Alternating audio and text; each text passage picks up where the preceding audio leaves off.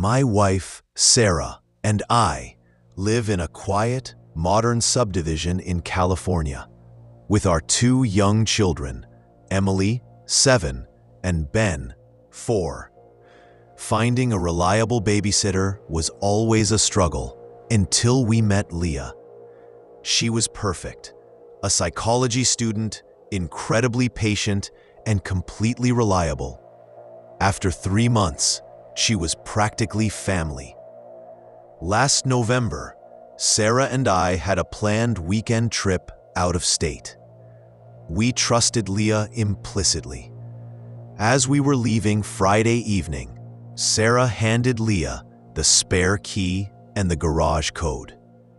Leah smiled sweetly and said, "Don't worry about a thing. I'll take care of everything." We were 3 hours into our trip when I noticed the first anomaly.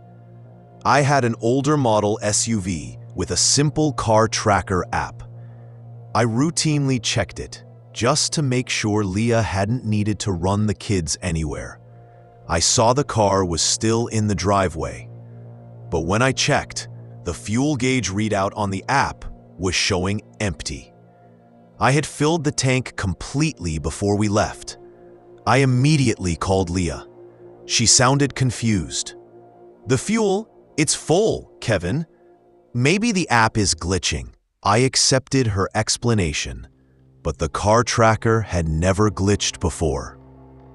I couldn't shake the feeling. I pulled over and called my close friend and neighbor, David.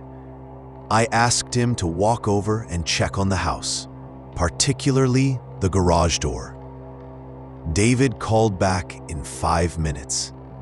"Kevin, everything's locked up. Cars in the driveway. But hey, your exterior basement access door, it's wide open, swinging in the wind. We never use that door." David, being cautious, didn't go inside. He simply secured the lock and told Leah when she opened the front door that he was just checking the locks. I was now genuinely scared. We turned the car around. It would take 6 hours to get home. I called the house again, and this time, Leah answered immediately, her voice cheerful. "Oh, the basement door? I was just down there looking for some extra towels. Silly me." Her voice was too light. I asked her to confirm the kids were asleep. She confirmed they were, and then she said something bizarre. "Don't rush back, Kevin. I've got everything under control. I'm going to take a long shower now." The way she emphasized the long shower felt like a coded message, a deliberate attempt to buy time. 3 hours later, we were halfway home. Sarah was frantically checking the home security camera feeds, the basic ones that only watched the perimeter. I called the local police to request a welfare check, but they needed an emergency reason beyond a basement door. Finally, I decided to activate the master bedroom camera, the one we normally kept covered. I navigated the app and clicked Live Feed. The image that loaded was horrifying. Leah wasn't showering. She was in our master closet, wearing Sarah's clothes and jewelry, calmly loading a rifle that belonged to my late father.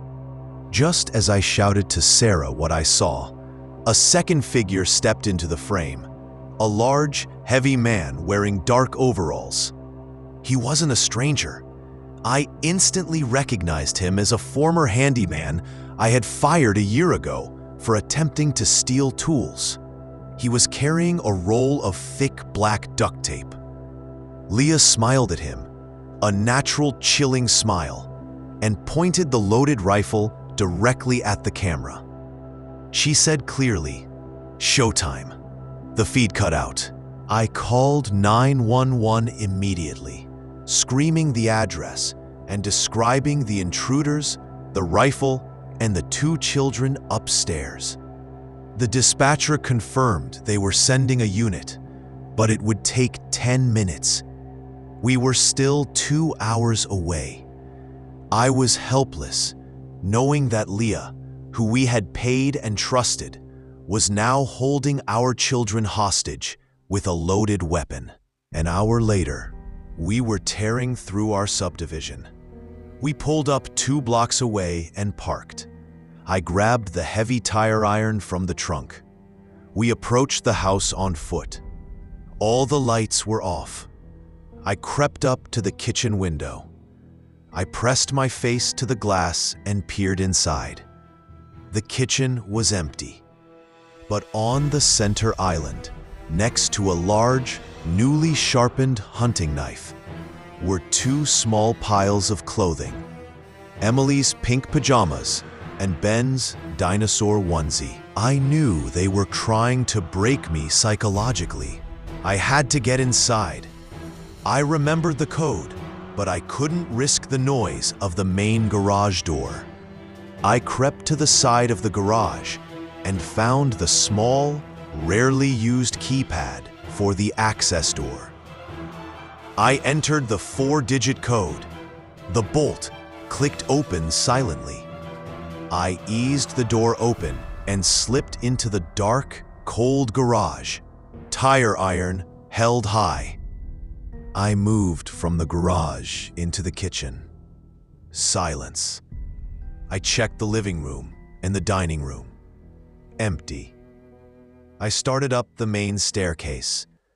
As I reached the 3rd step, the handyman from the camera feed dropped down from the ceiling access hatch directly above me. He was fast and huge. He slammed a heavy, booted foot onto my shoulder, sending me tumbling down the stairs. The tire iron flew out of my grasp. As I hit the bottom, I felt an agonizing, wet snap and intense pain. My right shin was broken. A sharp, blinding white pain that made me gasp. The handyman landed silently and blocked the stairs. I couldn't stand. I had to assume Leah and the children were upstairs. I realized I had to be silent and deadly. I began to drag myself across the hardwood floor of the hallway, using my left arm. The pain in my shin was like fire. The handyman watched me, an amused, disgusting grin on his face. He wasn't pursuing me. He was waiting for Leah to join the hunt. I managed to reach the small utility closet near the bathroom. I opened the door. I blindly grabbed the first heavy thing I found, a large, rusty wrench used for the main water valve. I dragged it out and held it close. The handyman took 1 step towards me, confident. As he stepped over me, I swung the wrench up with all my remaining strength and connected with the back of his left knee. There was a wet, muffled crunch. The man screamed, a guttural sound, and collapsed sideways onto the floor. I left the man writhing on the floor and started crawling back toward the stairs. I needed the kids. I heard a loud, slow slicing sound from the top of the stairs. Leah was standing at the top landing, holding the rifle and smiling. She wasn't pointing the rifle at me. She was holding the hunting knife from the kitchen and was slowly, deliberately slicing the main power cord to our home alarm system, which was dangling from the wall. She was cutting our last link to the outside world. I didn't try to crawl up. Instead, I grabbed the closest thing, a heavy, decorative brass bell from the entryway table. I threw it with all my might at the large front window. The glass shattered with a tremendous, deafening explosion. I screamed, "Fire! Help!" Leah hesitated, her attention momentarily split between the broken window and me. That was the only distraction I needed. I crawled toward the handyman, grabbed the tire iron, and slammed it down onto the base of his skull. The sound of the glass and my screaming was enough. Within minutes, sirens were blaring down the street. Leah bolted, leaving the rifle and running out the back door. The police and paramedics arrived to find me bleeding with a broken shin and the handyman unconscious. The children were found asleep, terrified, but physically unharmed in their bedroom. Leah and the handyman were eventually caught in the woods nearby. They were targeting us for abduction and extortion, having meticulously planned the break-in over 3 months. I survived, but every time I look at the new scar on my leg, I remember that the most dangerous monsters are the ones you invite into your home.